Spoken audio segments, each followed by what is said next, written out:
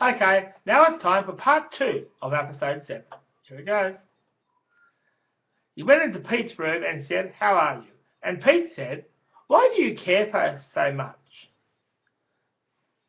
I wasn't that nice to you that night, and it took you away from work for so long." And then suddenly there was a very loud noise of someone screaming, and Ron went out of Pete's room, and they brought in this 17-year-old girl named Naomi Jensen, who she was brought in for suspected attempted drown of his little brother in St Kilda Beach, and she is being diagnosed with schizophrenia, and there could be a hint of bipolar there as well. And Ron tried to settle her down by giving her Valium, and Naomi said, "I am not a junkie, so you get that drug away from me, you stupid fucking cunt."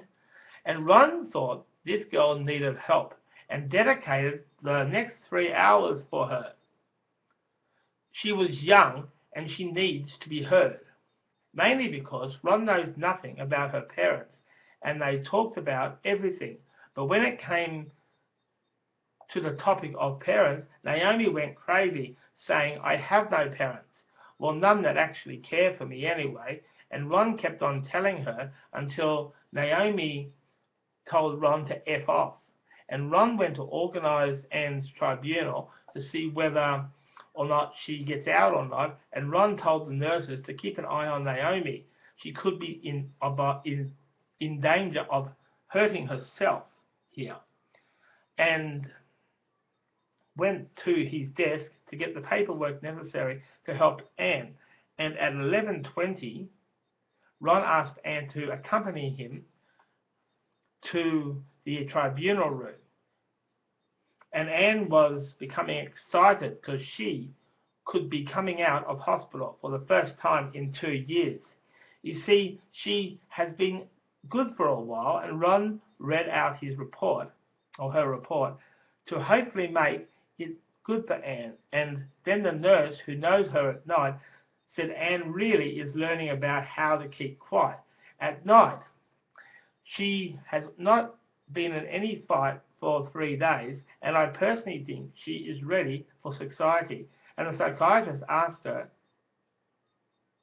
"For 3 days now, I personally think now, are you still wanting to hurt someone if they piss you off?" And Anne said, "Well, no, I'd prefer to understand why they did this to begin with." And the psychiatrist released Anne, and she said, "I am putting you on a 2-year of good behaviour because you show a bit of a temper, but you are a person. You need to be given a go. You need." And after Ron left Anne's hearing, he told Anne to go back to her room to pack her things. But when she went into her room, Naomi was reading her journal, and Anne said, "Get the fuck away from my stuff, you stupid teenager. Okay, you might be moving in here, but fuck off, you cunt, okay?" And in 20 minutes, Anne was packed, and then said goodbye, having lunch together. And the nurses got the patients and staff to all sign a card to wish Anne on her way.